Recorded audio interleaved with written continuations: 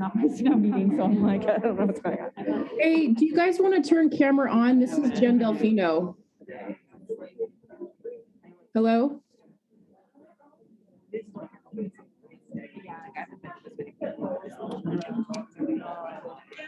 Hello? Can the host hear me?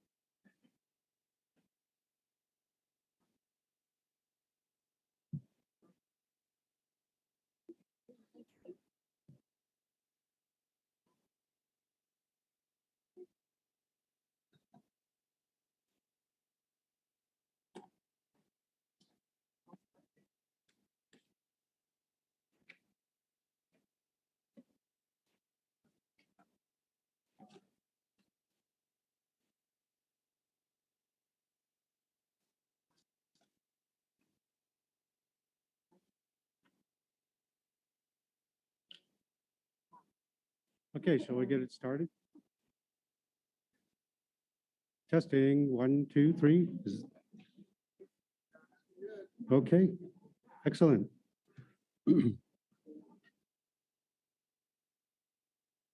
Willis Paswell, Psedewen, Tangak. Willis Paswell, Psedewen, Tangak. Louisa Bernie Perley, Willis Tugui, Nukutkoknil. I said, good morning, everybody. How are you? My name is Bernie Perley. I come from Topic First Nation in New Brunswick in Canada. And I want to take this moment to acknowledge that I am a guest in the ancestral lands of the Ute, the Cheyenne, and the Arapaho. And I want to honor their ancestors. And I also want to wish the contemporary communities health, well-being, and sovereignty in and on their terms. I'm delighted to be here and start this open forum. One of the things that I wanted to do is recognize that we're all in this odd moment as we emerge from the shadows of the COVID virus. And it seemed like, you know, when we started January 1st this year, it was season 3 of 2020. And so I think that everybody kind of was in a state of shock that, oh, we went right back to the beginning. And March, you know, was the 2-year anniversary when everything was really turned upside down. And so we're still all grappling with the kinds of disruptions and the uncertainties that these past 2 years have, you know, inflicted on all of us. But at the same time, I recognize that with all that uncertainty and the kinds of upheavals that we've been grappling with, there's some kinds of consistencies that are important to recognize. And one of those consistencies is the leadership that Kira Hall brought to this organization.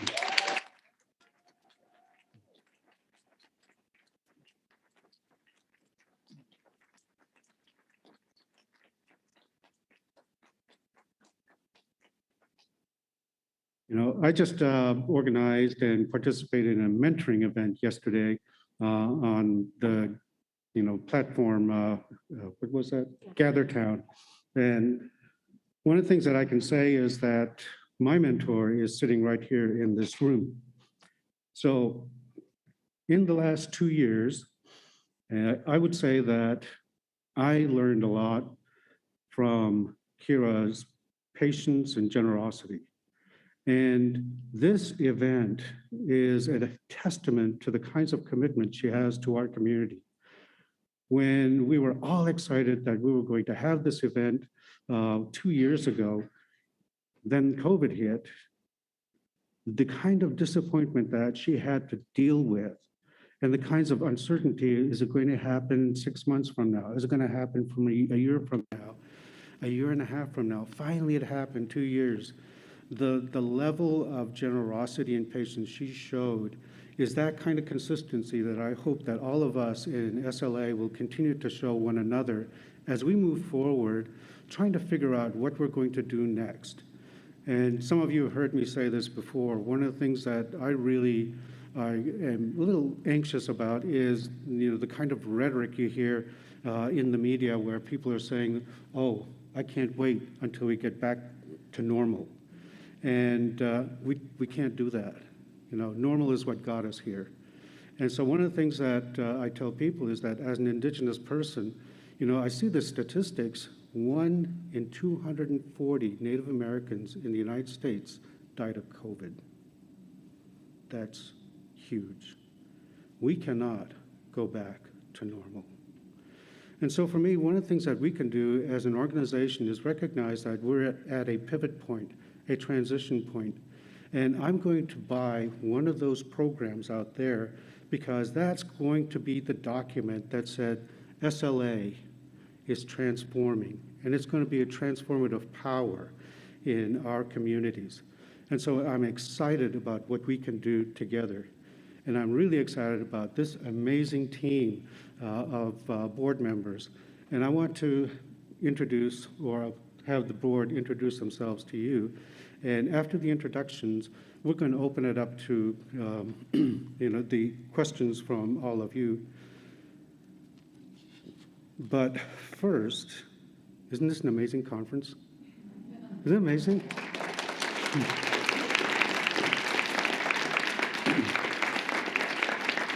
I want to give special thanks to the students who have been really brilliant in organizing this. Right, and again, the students had to do, hang on to this like 4 years. And so that kind of, level of commitment and consistency is what made this possible. Okay, the other thing is that, and I loved talking to them last night and to hear what their hopes are, what their concerns are. And so I told them, I said, their creativity and their energy is what made this conference possible, and that it's going to make the future of SLA possible. And so we have a bright future. When you see these energetic and committed graduate students, I have a lot of faith in where we're going to go as an organization. And I also want to thank the organizers, who again, my God, after planning it 2 years ago, and then having to make the adjustments to come to this particular point. Thank you so much for your patience and your dedication to making this work. And we know that the upheaval created all kinds of challenges for all of us. And so creating these virtual events, the online platforms, again, was another addition to the kinds of very complex organization that takes place. And so, there are a couple of glitches, and part of it is, I'm the glitch in a couple of my panels. And so one of the things that I do recognize is that a lot of work and a lot of dedication, went into making this, conference possible. So again, thank you to the organizers for, making sure that everything went well and that we have this wonderful moment together here in Boulder. And I think that there are so many people to thank. I know I'm going to forget a lot of them, and I apologize in advance if I don't name you in this particular moment. But I do want to get to the business of what we're here this morning to do. Okay, the open forum is designed to help us think about where we're going to go next and how we're going to do it, what kind of community we're going to be. And so all of you have gone through 2 years of COVID, And you know that there's been transformation in the classroom. There's been transformation in our departments and universities, and then in our communities. And so a lot of what we held as being predictable and stable had been rendered a little bit less certain. And so as we look forward, it's not about rebuilding what was in the past as much as imagining what we can do in the future. So this open forum is designed to, draw from you ideas as well as concerns. How can we imagine an SLA that is working beyond the community of, linguistic anthropologists or beyond academia? For me, it's really important that we start to, exercise the best skills that we do have in the service of our communities in ways that are transformative. And so I do believe, and I sincerely am committed to what we can accomplish. And this open forum starts that conversation. So I'd like to now introduce to all of you the board. I am Bernie Perley, and I am the SLA president, and we'll go with, Summerson. Is Summerson, there she is. Hi, well, I echo congratulations to Kira and all the conference organizers. So I'm Summerson Carr. I'm the president-elect, and I feel very fortunate that I have 2 years to learn from all of you the hopes and priorities of the membership, and to learn from Bernie as well. Great, thank you. And then the members at large. Who wants to go first?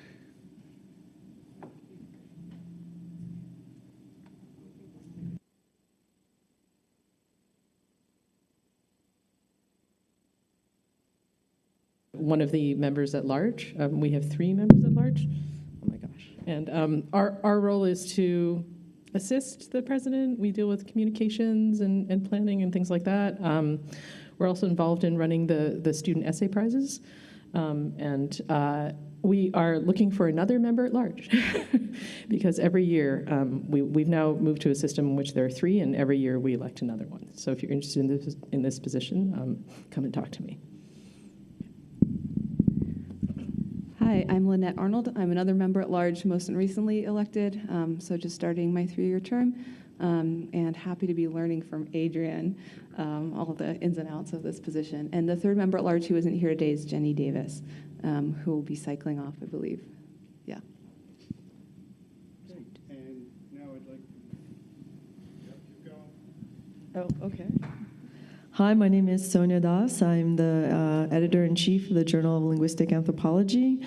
Our editorial team includes book review editor Kristina Davis, as well as 3 associate editors, Jennifer Delfino, Farzad Karimzad, and Chantal Tetreault, and we have a social media manager, Cameron Zarabzadeh. Hi, everyone. My name is Georgia Ennis. I am on the nominations committee. Carl Swinehart is our chair, but he couldn't be here today. So the nominations committee handles all of the elections for the different positions. So if you're interested in joining the extended board, please come and talk to me, and we'll talk about some of the positions that'll be opening up this year during the forum.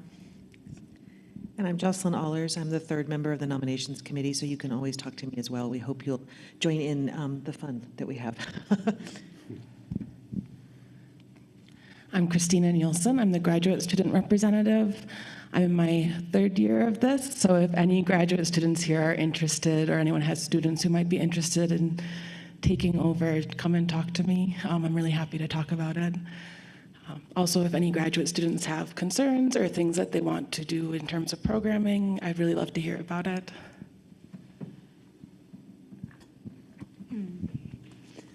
Hello, Hamarawe. My name is Barbara Meek. I am the linguistic anthropology seat on the AAA executive board. And I still have about 1.5 years to go, but if any of you are interested in considering this gig, it's actually a really great way to learn more about the organization and to get involved and to work with the SLA executive board. So, thanks. Good morning. I'm Jennifer Guzmán. I am the linguistic anthropology seat on the AAA nominations committee. So it differs from the SLA nominations committee. I'm responsible for and enthusiastic to try and get more linguistic anthropologists into seats in AAA committee positions. So if anyone is interested in those roles, including for Barb Meek's seat, please come and talk to me. Hello, my name is Sandhya Narayanan. I am the program chair for SLA. So I'm in charge of primarily putting together the program and activities for SLA for AAA every year. In order to do that, I will need help of program reviewers who will help me review panels. So if you are interested in doing that, it's very low time commitment. It'll happen in May, but very low time commitment. Please email me, and I will welcome everyone, including ABD grad students. It's a great way to get involved and great way to see how programs are put together and to see also the range of panels before they even go to press. So it's a great way to get a sneak peek. Thank you. Hi, I'm Taya Strand. I'm the contributing editor for the SLA column in Anthropology News, which is a great space to be able to kind of advertise the work and insights of our members to a much broader audience, since it goes out to all of the AAA membership and is also available openly online. We are looking right now for another contributing editor, so if you're interested, let me know. And we're also always looking for columns. So if you have an idea for a column for Anthropology News, you get up to 1,600 words, and it's a little bit more of a popular and accessible format, a nice way to get some recognition for the things that we all do. I'm Katie Christofferson, and I'm the digital director, so I manage the SLA website. And not here today is Wee-Young So, who's from the University of Chicago, and he is the social media director for SLA in general. He will be cycling off in November, and it's a stipended student position, so if anyone's interested, please let us know. I do want to highlight a couple things about the website. So we have the Get Involved button. It's one of the menus. So if you go under there, you can see how to sign up for listservs. There is a form that you can fill out with interests for being involved in SLA in different ways. So just want to point that out. We also have the blog on our website, so if anyone's interested, again, we have quite a bit of visibility for people who write blog posts there.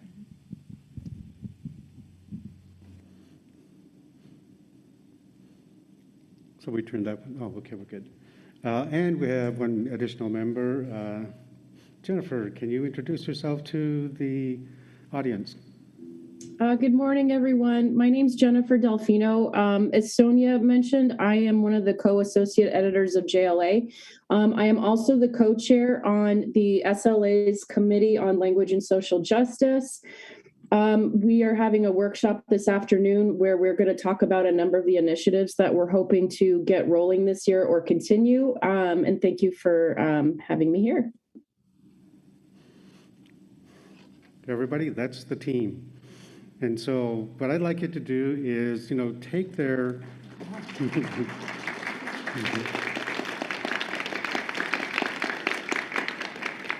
I want you to take their invitations to participate seriously. And one of the things that I often, and a lot of you will hear me say this often, let's turn words into deeds. And so, let the linguist, dwell on the words. Let's anthropologists, turn those words into deeds.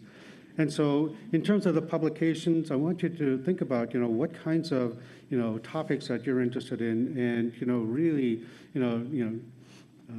submit these articles so that we can, share what we know and the skills that we have with the larger audience. And also the nominations committee, do think about participating in these conversations at the board level. It's such an important role that we play in terms of how we can, transform our organization that is more equitable, that is much more of a caring community. And so I think that we're all on the same page when it comes to this. So I want to encourage all of you to participate. In terms of, the linguistic seat and the other executive board seats, I was I was actually the minority seat representative on the EB. And one of the most important aspects of that was that we can actually have a role to play in those conversations. And I was fortunate to be on the EB at the same time that Julian Kavanaugh was. And so we had a really outsized influence in the conversations there. So I do want to encourage you to be involved in these kinds of positions.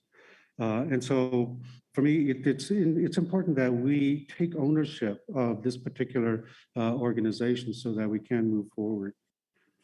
Okay, so those are all the introductions. One of the things that I'd like to do now is just kind of spell out or outline some of the ideas I have moving forward. I am firmly committed that we are going to continue with the SLA conference.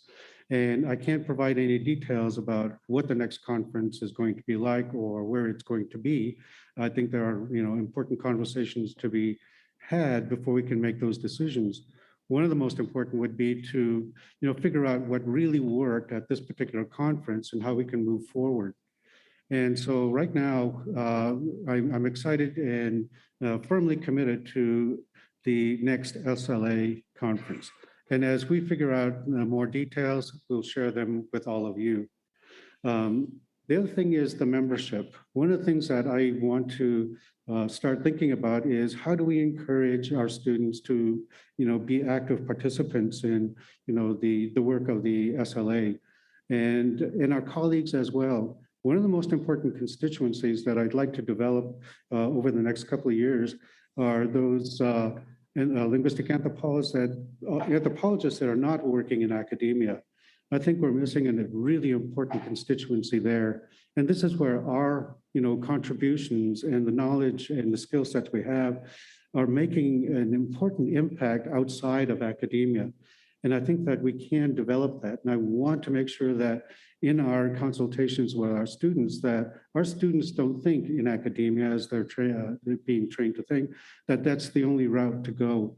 I think that the skill sets we have are, extremely valuable in a much broader, community engagement. So those are a couple of the most important initiatives that I'm thinking about in the next couple of years. In terms of one of the areas that I also recognize is that, damn, we're gifted. Every time I talk to one of you and ask, what are you doing? What are you working on? It goes from all the way from writing to advocacy to media.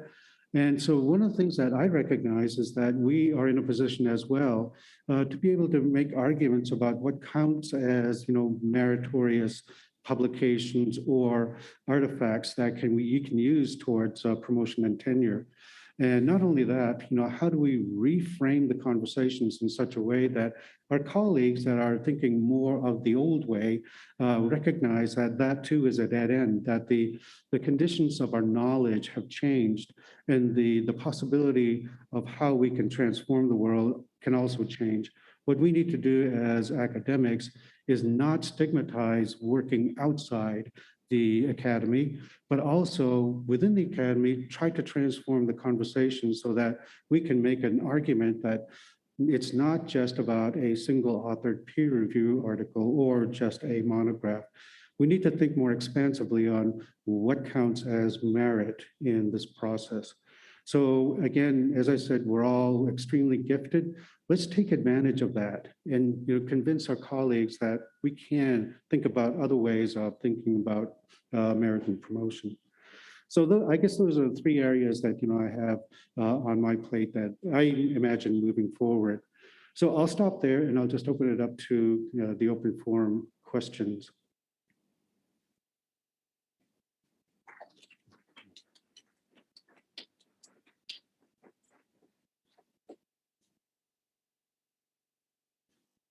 Any? Yes, okay.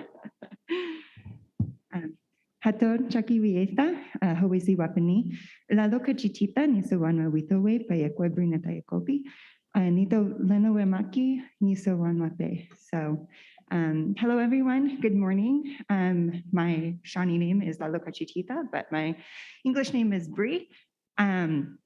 And my family is enrolled with the Shawnee tribe as well as the Cherokee Nation. Please forgive me. Ya khatzak tuan sigu gunuschishi daya khata. Ya kudeki khatu zakla kwan kwandach kagwantana khatsati. Ya ishas wa yasuka khadi achia etesh tuga khadati yak khadyati. My Tlingit name is Kudek. My clan is Kagwantan, and my father's people are the Shuka Khadi, and we're from Tlakwan. First off, I just want to acknowledge that it is an honor to be here. It's a privilege to participate in this conference. I want to say Yahweh to everyone here, to Kira, to the class student organizations, organizers. And my question is mainly centered around indigenizing SLA, decolonizing SLA.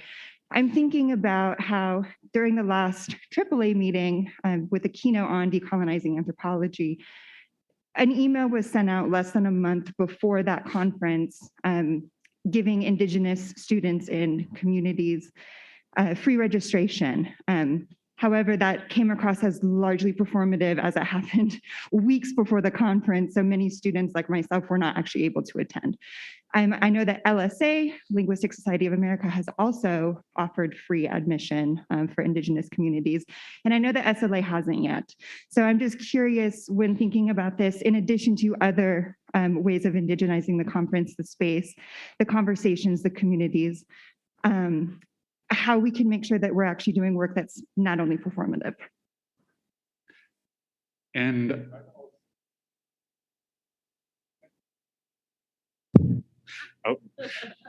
I just wanted to also add that many of us, we do work with Indigenous populations, and we often talk a lot about their languages and cultures, yet we don't see their faces here among us. And I really would love to have conversations with these individuals that we all work with. We know how powerful that they are and the persistence that has gone on despite white settler colonialism.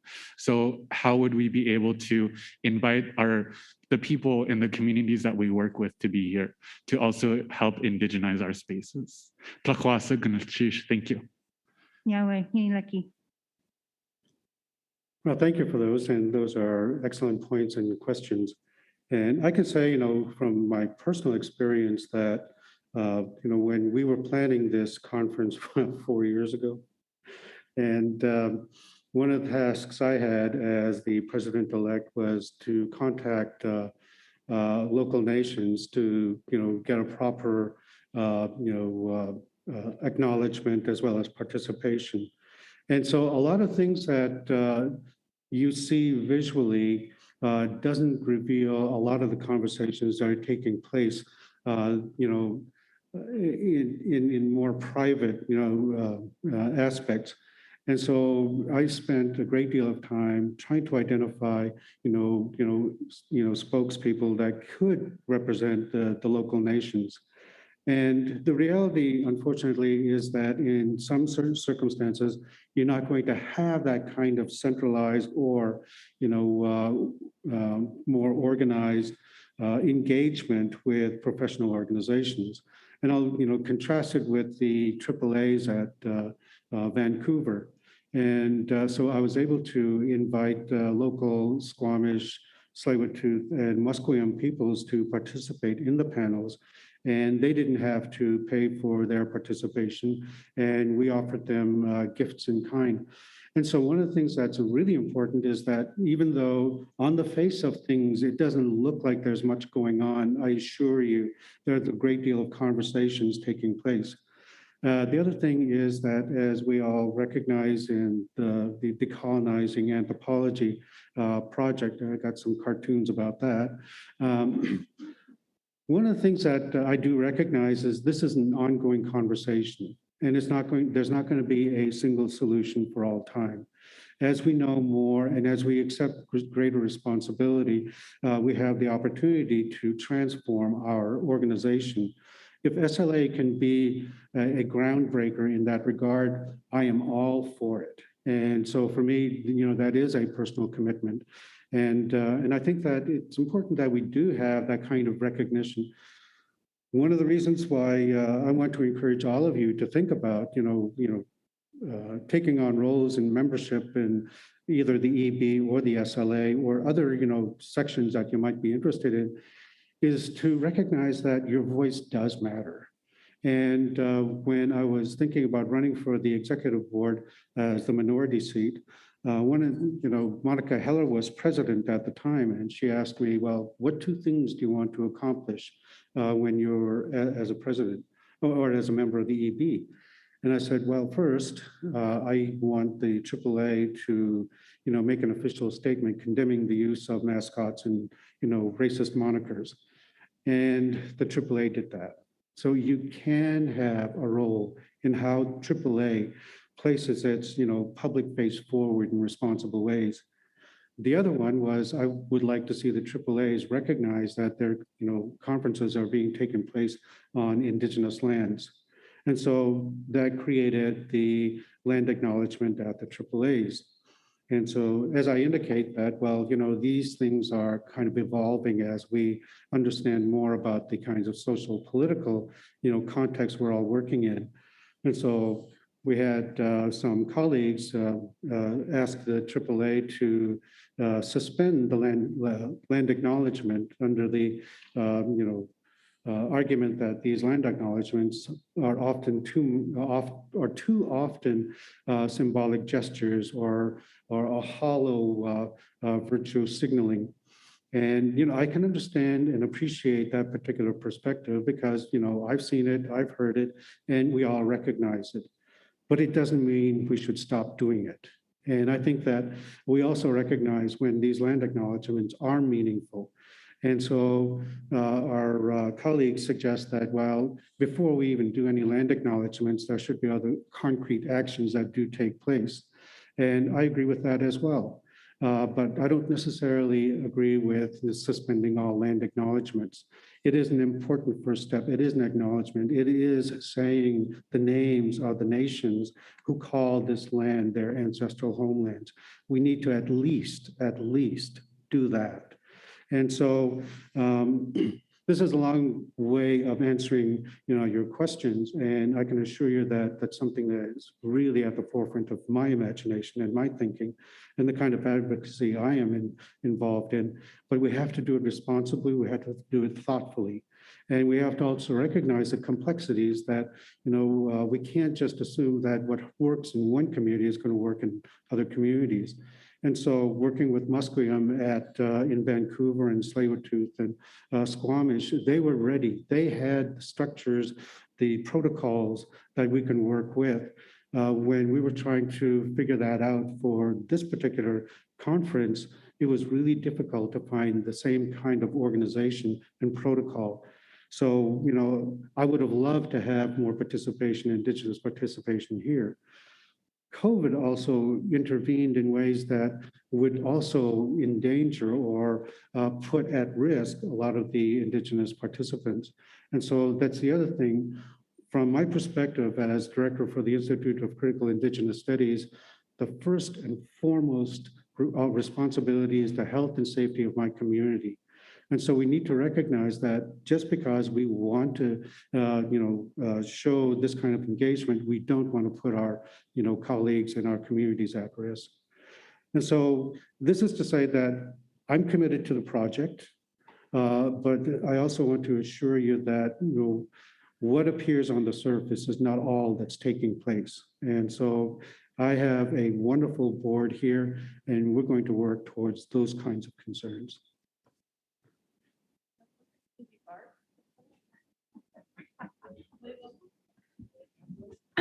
Yeah, to build on what Bernie's been saying, also kind of, letting the linguists focus on the words. linguistic anthropologists focus more on the deeds.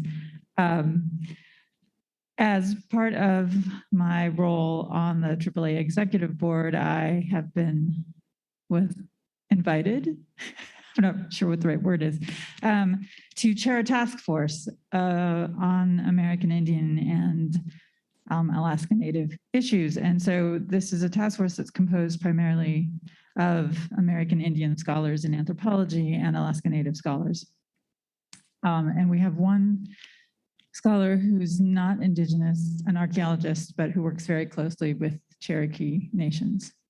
Our task is to try and figure out how anthropology can be more inclusive, more decolonized, if you will, more Indigenous, but also to both recognize the history of practice within anthropology and also move forward in thinking about ways beyond just land acknowledgements, but ways to involve the communities we work with, the people that we work with, ways to also help anthropologists be better guests, right? And so it's going to take us a while. We're a small group. We have almost no resources. You know, we meet monthly right now and we're working towards trying to figure this out. And if any of you would like to, I mean, at some point we'll be reaching out to the membership, to all of you, to get your thoughts and some feedback and just where you think anthropology is at and how you think we might move forward in a more responsible and inclusive way. Yeah, so let me know. I'm around. Thank you. Other questions, concerns, thoughts? I have one more thing I just wanted to add in case you don't know this.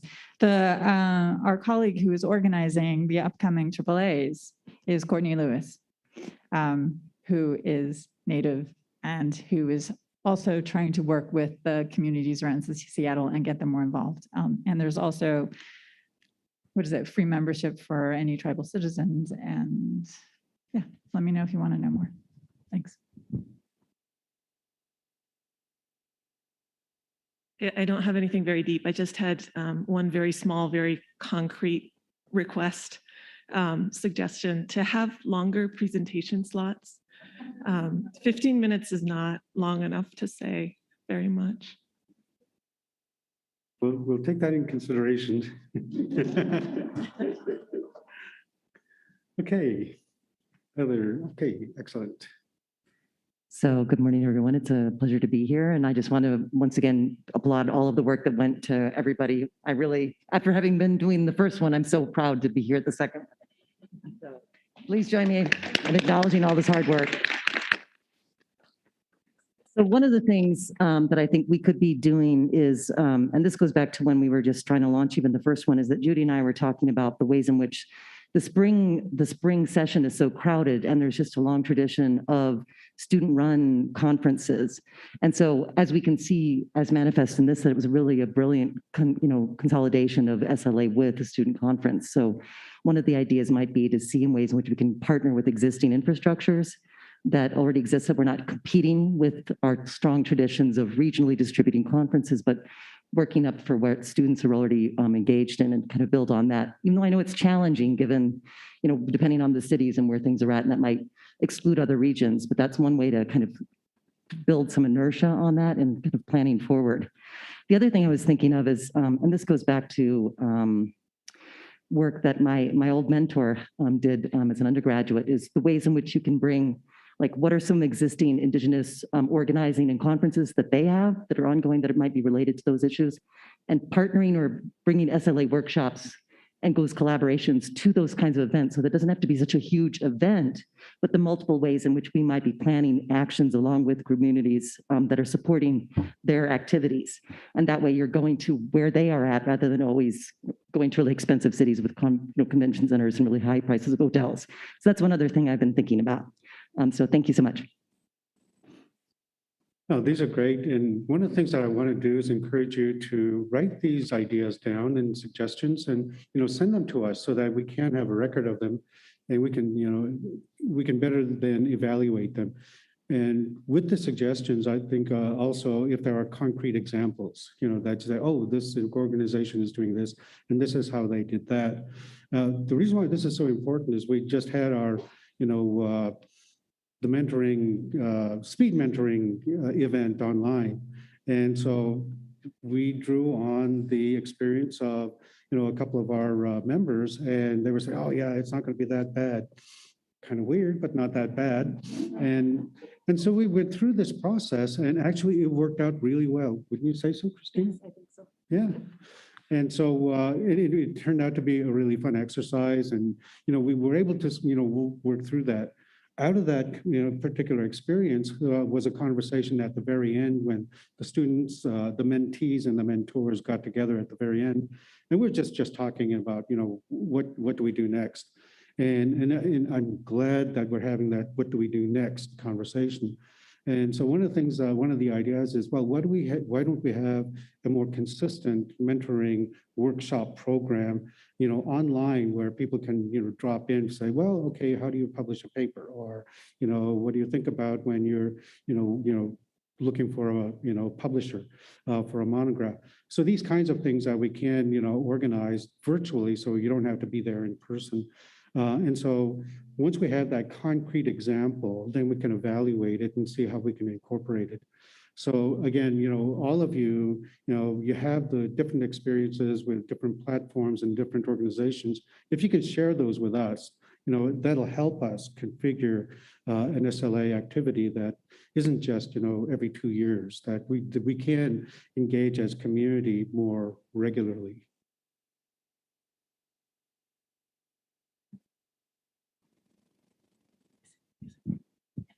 Hi, I want to talk to you. My name is Lori Graham, or some of you may know me as Laura Graham. And I want to echo something that Bernie and also Barbara talked about, getting involved in AAA and SLA especially. I started out becoming the linguistic anthropology representative to the Committee on Human Rights. And my goal in that was to get language and social justice on the table. And that grew into the Language and Social Justice Committee, which is now housed in SLA.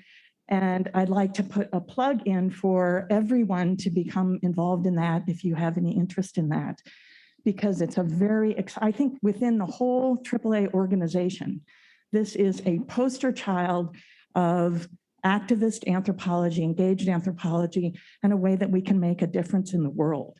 So AAA is very proud of what we're doing. The second thing I want to mention, and this is not specifically related to SLA, but it is the way that you can use the organization to accomplish things that you feel committed and are important to you.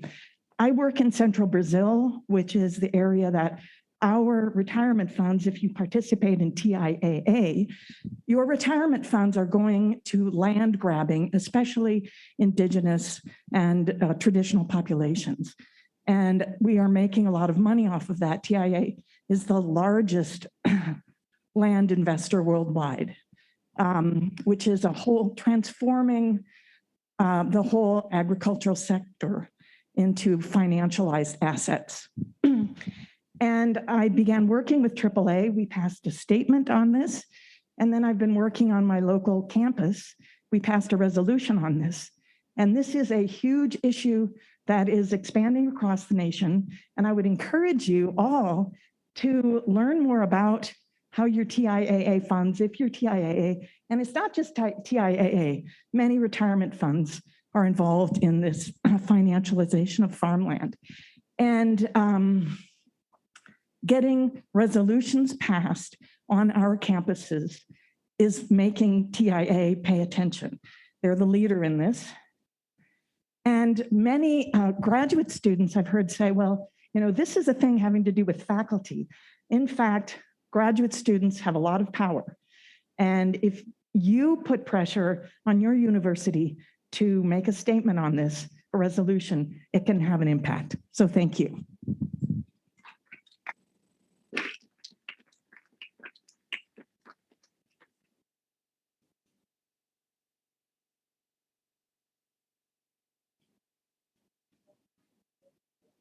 Is that working? There we go.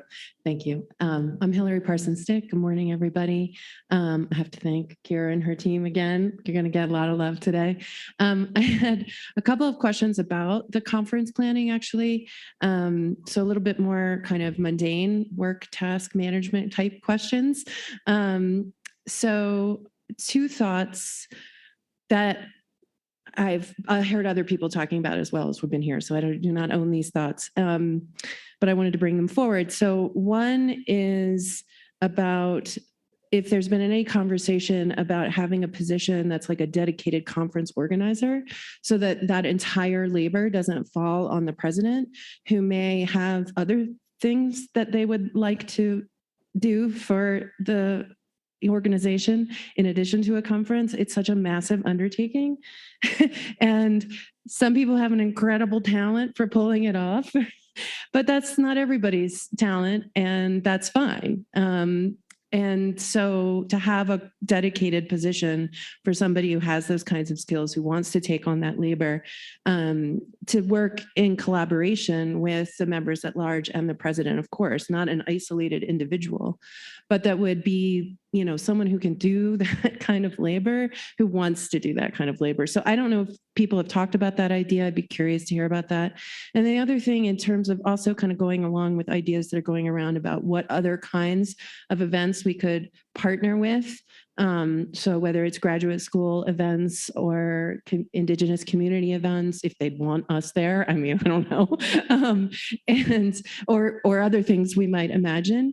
But also as part of that, thinking about, so the original tradition of all our two conferences so far was that it would just be wherever the president is. So then the next one, whether it's at your institution, Bernie, or at Chicago, which, you know, makes sense in a certain way, but I've actually really liked that it wasn't as beautiful as the campus is, and it's amazing. I like that it was here because, you know, campus is home to a particular community of scholars, and that can feel exclusionary to people in a very unintentional way who aren't part of that home.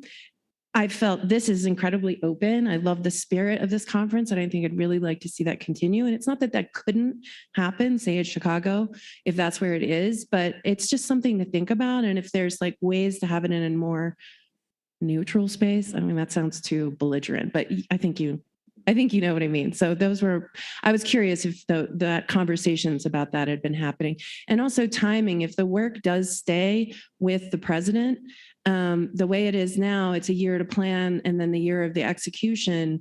And the schedule is kind of off at this point. So that basically what's happening effectively is happened to Kira is that you have a 3-year term. And that's just, if we want the presidency to be 3 years, then we should have a conversation about that. But it shouldn't be, it's effectively 3 years when actually people are signing on for 2 years. So those were my thoughts. Thanks. Yeah, thanks, Hillary, for those comments and suggestions. I think that these are important conversations we do have to have. You don't want to go to Vancouver.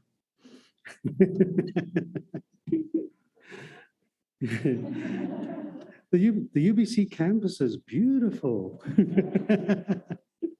Now, we're going to have these conversations and try to map out something that, you know, we feel like serves our communities well. And I say communities in the plural, you know, the SLA community, but the communities that will have the conferences in. So no, these are really excellent suggestions. Thank you. Other thoughts, ideas, inspirations? Well, let me ask you questions then. In the last 2 years, oh, Ilana, please do come up. Ilana did this amazing series of distinguished manuscripts of SLA series. Yeah, it's not over yet, but it. So I have been very honored and touched that people have thanked me for the Camp Anthropology blog. I want to say something about the blog. I'm running it with a big tent understanding, and I would appreciate if you all helped me a little bit with the email labor by not by just volunteering, if you are a graduate student, just do a page 99 blog post for me and send it to me. I will post every page 99 blog post that gets sent. And currently I have to go to ProQuest, look you guys up, try to guess the right keywords that lets me find you. This is a big tent place to celebrate the people who have defended their dissertations and also published books. I'm a limited human being in terms of understanding all the new books that have been published. So if you want to have an author interview, it would be wonderful for you to let me know the book is out. Tell me who the author, who should be interviewing you, who has read the manuscript. If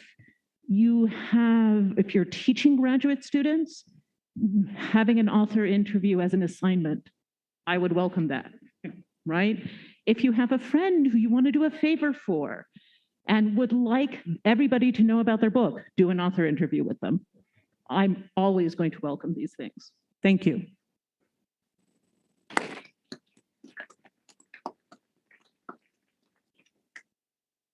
Are there other questions or comments? Okay, I get to ask questions. Okay, the last 2 years, they were weird. They were totally weird. And I kind of, it's been a blur for me because I moved from Milwaukee to Vancouver 2 years ago. And then my landlord decided to put his house up for sale. So I had to move again last year. And so talk about upheaval and uncertainty. That was like something I, lived for almost every day. But one of the things that I did recognize is that, well, there are things going on outside of my own experience that I'm beginning to see as the director for the Institute for Curricular and Indigenous Studies. And one of the things that I'm seeing is that in our classrooms, there's a great deal of anxiety that's taking place. And the uncertainties and the kinds of disruptions of expected, social, norms that were anticipated by, let's say the freshmen and the sophomores, and then the kind of disruption that the seniors and the juniors had to endure, it created that kind of collective sort of anxiety. And that anxiety also was then projected onto the faculty as the faculty recognized that, the health of the classroom really contributed to the health of the instructors as well. And so as I'm thinking about, how I, as the, director, what I can do to promote the health of my communities, I recognize that there are two things that I was concerned about. One of them was, with the university providing accommodations for students for, either anxiety or COVID-related absences and other kinds of illnesses. It created a different kind of pedagogical, classroom. And so last term, we went back in-person classes at UBC, and I had a class of 45. And in the first day, maybe 40 students showed up, and one student had an accommodation, so we had a Zoom cart in there. Okay, that was like, oh, gee, that was like candy in the candy shop. And the rest of the students, they're behind the glass and they see the candy. And they said, no, the Zoom room is only for those that have accommodations, or if they have a note that they can't be in class. But we can't enforce those particular rules because of COVID. If you're sick, you stay home and you have to have access. And so I said, you can take advantage of the Zoom card or the Zoom option. All you need to do is send me a note that you're not feeling well. And so the first couple of weeks, I get a trickle in of notes that I'm not feeling well. Great. By midterm, half of the class was not well. Okay, towards the end of the term, they even stopped providing me an explanation, I'm not feeling well. And so it's like I saw that course go from in-person to a hybrid course. And so what that does, and I'm consulting my faculty, and I said, well, what are you experiencing in your class? And one of my faculty members said, well, you know, I had a guest speaker come into class. So the event officially ends at 11:15. Whose laptop is that? Your audio on media. Okay. Oh, time's up? Yes, 11:16 now. Oh, wow, time's up. So, yeah. So one of the things that I recognize is the faculty member said, I had a guest speaker invited and only 6 students showed up. And it's like, he said, that was demoralizing. Okay, so for me, what I'm trying to suggest here is that we recognize that we're all going through this. And we have to recognize we're going through this as a community, not just faculty, not just students, but as a community. And so if we can look after each other with, you know, patience and understanding, we're going to get through this. Well, thank you, everybody, for coming to join us this morning. Oh, before you leave. Sorry, yeah, go ahead. I don't know if we can get the slide up. Great, yeah, go ahead. There we go. Following up on that, one thing that might be useful for us as the SLA is to reach out to the anthropology and education folks and maybe get a small task force on, I mean, we're interaction language folks and they're pedagogy folks, and maybe we could do just some ad hoc committee task force on addressing this stuff that could be helpful for all of us who are dealing with teaching or being students, because I think that a lot of stuff has emerged informally, floating around, and a lot of faculty centers and all that, but we don't have a solid good place. And a lot of that is not informed by stuff that we know. And so I think that that might be a great joint project.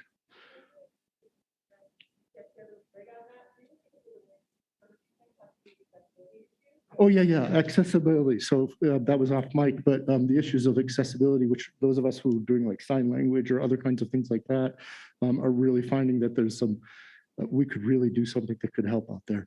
Another way of getting out of what we typically think of as the scientific academic community, but all the practice stuff that we can do.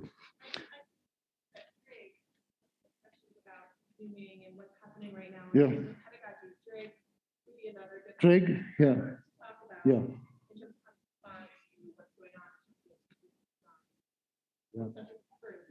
Yeah. So I'm sorry, we had a really, really short hour here, but we just wanted to really encourage you. I mean, we didn't have a lot of chance to talk about specifics, but we're definitely interested in thinking about one of the great things that's happened at this conference is we've had so many different ways of engaging with one another beyond the sort of typical, 15-minute paper response, whatever, right? All the roundtables, everything else. So one thing that the program committee is going to be working on, headed by Sandhya, is sort of whether we want to continue these kinds of meetings throughout the year, whether we want to have webinars and things like that and topics for that. So if you want to get involved with that, please talk to Sandhya. Obviously, our website needs to be completely redone. We are always looking for people to help with social media, anthropology news, blog posts. The members at large always want judges for the student prize essays. And yes, in terms of the future conferences, it seems that it will probably involve a kind of delocalized conference committee. So, if you want to make the next one as great as this one has been, the future SLA conference committee, we're going to be constituting that. And then there are other things that are, the Language and Social Justice Committee, yes. And then there are also a whole bunch of positions opening up, which we don't have time to talk about, but there are ones both at the SLA level. And those you can talk to the SLA nominations chair about. People, and then there are also all the AAA elected positions.